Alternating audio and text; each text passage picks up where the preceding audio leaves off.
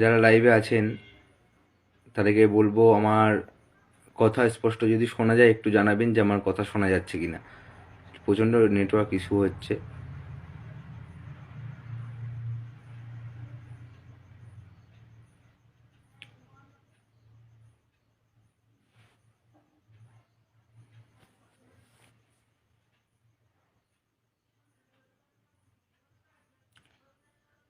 আমার কথা কি শোনা যাচ্ছে?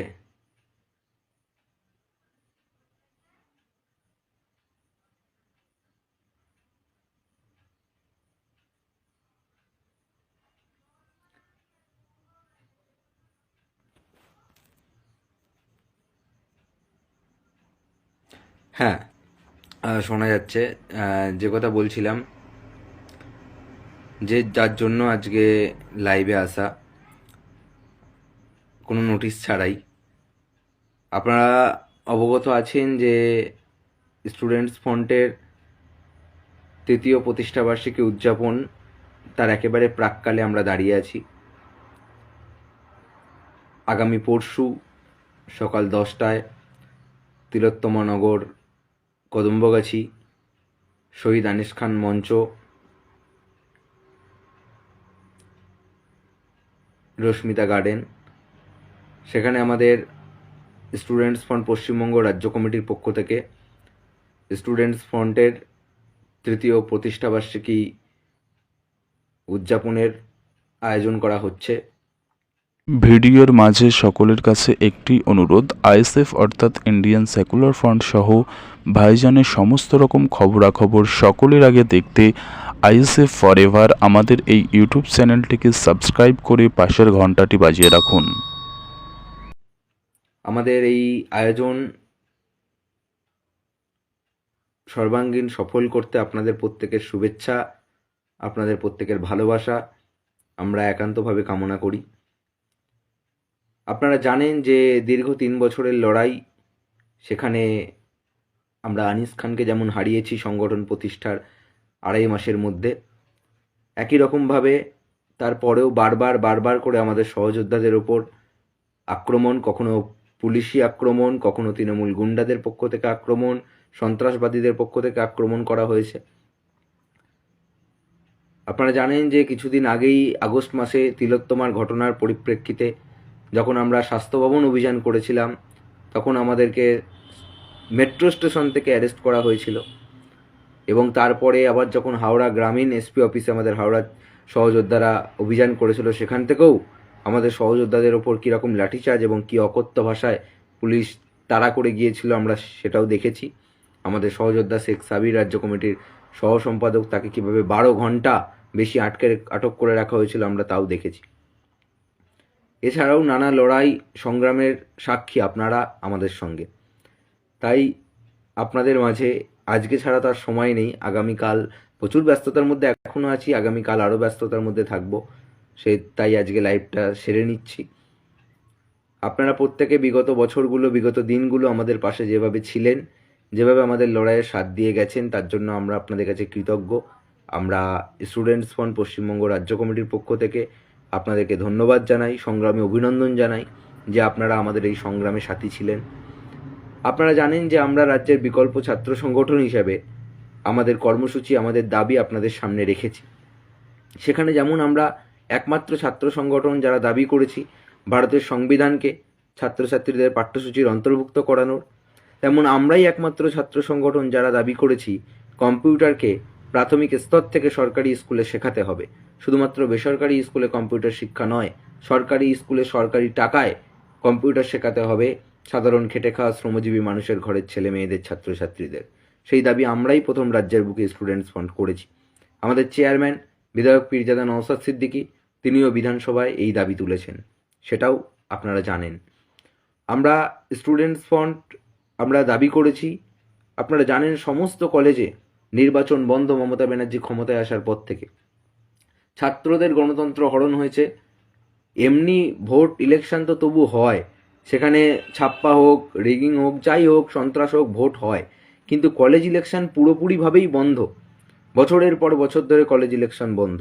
আমরা স্টুডেন্টস ফ্রন্টের পক্ষ থেকে সেই কলেজ ইলেকশন চালু করার দাবি রেখেছি। কারণ টিএমসিপি জানে তাদের যা দৌরাত্ম্য কলেজের মধ্যে, তাদের যে অসভ্যতা, তাতে কলেজ ইলেকশন করলে তাদের কোনো কলেজে জেতার কোনো সম্ভাবনা নেই।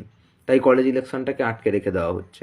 আমরা স্টুডেন্টস ফ্রন্ট অবিলম্বে যাতে সমস্ত কলেজে ছাত্র সংসদ নির্বাচন হয় তার দাবি যেমন জানাচ্ছি, একইভাবে মাদ্রাসা শিক্ষার যেভাবে অবনতি ঘটছে রাজ্যে, মাদ্রাসা শিক্ষা ব্যবস্থা যেভাবে আস্তে আস্তে তলানিতে নিয়ে যাচ্ছে পশ্চিমবঙ্গ সরকার, তার বিরুদ্ধেও আমরা আওয়াজ তুলেছি, আমরা দাবি রেখেছি যে মাদ্রাসা শিক্ষা ব্যবস্থার উন্নতি করতে হবে। একই রকমভাবে এনইপি 2020 জাতীয় শিক্ষানীতি, কেন্দ্র সরকার 2020 সালে শিক্ষানীতি আনার পরে মমতা ব্যানার্জি এই রাজ্যে প্রচুর চিৎকার চেঁচামেচি করেছিলেন যে তারা এই এনইপি মানবেন না, ন্যাশনাল এডুকেশন পলিসি, নতুন ন্যাশনাল এডুকেশন পলিসি তারা মানবেন না। কিন্তু তারপর আমরা দেখলাম তারা রাজ্যের এডুকেশন পলিসির নামে সেই ঘুরিয়ে নাক ধরার মতো করে একই রকমভাবে 4 বছরের ডিগ্রি কোর্স চালু করলেন, একই রকমভাবে বিভিন্ন স্তরে শিক্ষার ক্ষেত্রগুলোকে যেভাবে পরিবর্তন করলেন, পরিকাঠামোকে যেভাবে পরিবর্তন করলেন, তাতে আমরা দেখলাম ঘুরিয়ে নাক ধরার মতো করে তারা আসলে জাতীয় শিক্ষানীতিকেই প্রাধান্য দিলেন। কেন্দ্র সরকার নরেন্দ্র মোদীর শিক্ষানীতিকেই প্রাধান্য দিলেন আমাদের রাজ্যের মুখ্যমন্ত্রী মমতা ব্যানার্জি, অন্যান্য সমস্ত কিছুর মতো। আমরা স্টুডেন্টস ফ্রন্ট আগামীকাল আপনারা জানেন সংবিধান দিবস 26শে নভেম্বর, এই দিনেই ভারতবর্ষের সংবিধান গৃহীত হয়েছিল, কার্যকর হয়েছিল 26শে জানুয়ারি 1950 এবং গৃহীত হয়েছিল 26শে নভেম্বর 1949। আমরা স্টুডেন্টস ফ্রন্টের সকল স্তরের সকল সৈনিকদের কাছে আহ্বান রাখব, আপনারা আগামীকালকে সংবিধান দিবস পালন করুন। আগামীকালকে সংবিধান দিবস পালনের মাধ্যমে আপনারা বিভিন্ন জায়গা থেকে দাবি তুলুন যাতে ভারতের সংবিধানকে পাঠ্যসূচির অন্তর্ভুক্ত করা হয়। এই দাবির পাশাপাশি পৃথক সাঁওতালি শিক্ষা বোর্ড গঠনের দাবি আমরা স্টুডেন্টস ফ্রন্ট করেছি। আপনারা জানেন সেই দাবি বিস্তারিত আমাদের ফেসবুক পেজে আমরা সমস্ত দাবি, 8টি দাবি, আমরা যে 8টি দাবির ভিত্তিতে আমরা এবছর প্রতিষ্ঠা দিবস উদযাপন করতে চলেছি, সেই 8টি দাবিই আমরা বিস্তারিত আমাদের অফিসিয়াল পেজে দিয়ে রেখেছি, আপনারা সেখান থেকে গিয়ে বিস্তারিত পড়তে পারেন। একই সঙ্গে আপনারা জানেন আমরা এবছর কদম্বগাছি যেখানে আমাদের অনুষ্ঠান হবে, আমরা তিলোত্তমা নগর নাম দিয়েছি। আমরা তিলোত্তমার বিচারের দাবিতে শুধুমাত্র একদিন ইসিপিএসে 6 ঘন্টা আটক থেকেছি তাই নয়, স্বাস্থ্য ভবন অভিযান করতে গিয়ে। তারপরেও আমি যে কথা বললাম, আমাদের হাওড়ার ছেলেরা যেভাবে মার খেয়েছে হাওড়া গ্রামীণ এসপি অফিস অভিযানে গিয়ে, সাবিরকে যেভাবে 12 ঘন্টার বেশি আটক করে রাখা হয়েছে, তারপরেও আমরা স্বাস্থ্য ভবনে ডাক্তারদের সঙ্গে মিছিলে হেঁটেছি, আমরা অনশনে থেকেছি উত্তর 24 পরগনার মধ্যম গ্রামে।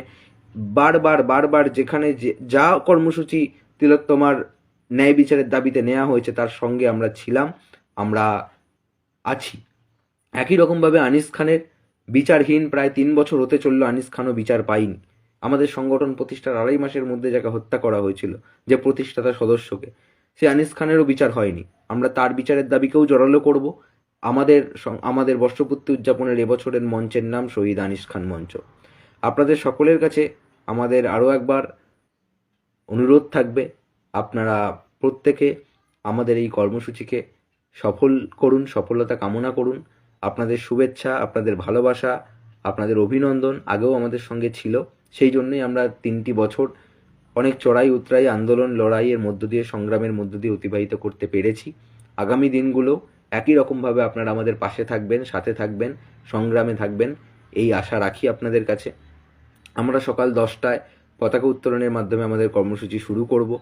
আমাদের মধ্যে উপস্থিত হবেন পশ্চিমবঙ্গের একমাত্র বিরোধী বিধায়ক আমরা যাকে বলি, সারা ভারতবর্ষের আইডল বিধায়ক, যুব সমাজের আইকন, আমাদের ছাত্র সমাজের আইকন তো বটেই, যিনি বারবার করে বিধানসভায় ছাত্রদের বিভিন্ন দাবিতে, বারবার করে আলিয়া বিশ্ববিদ্যালয়ের বিভিন্ন দাবি থেকে পিছড়ে বর্গের ছাত্র সমাজের দাবি বারবার করে যিনি তুলে ধরেছেন, পীরজাদা মোহাম্মদ নওশাদ সিদ্দিকী, তিনি আমাদের এই কর্মসূচির প্রধান অতিথি, প্রধান বক্তা হিসেবে উপস্থিত থাকবেন।